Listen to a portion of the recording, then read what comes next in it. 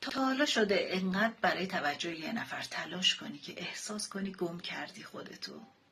یا اینکه دائما براش پیام میفرستی، خودتو تغییر میدی، تلاش میکنی که دوستت داشته باشه، اما آخرش که چی؟ من بهت بگم یک احساس خستگی شدید. توی کانالم رازهای سریع جذب خواسته ها رو میگم. اگه دوست داشتی سابسکرایب کن.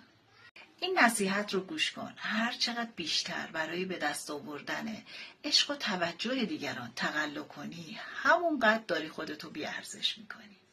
عشق به خودت رو نادیده میگیری. برای اینکه عشق رو تجربه بکنی، باید یاد بگیری که خودتو دوست داشته باشی.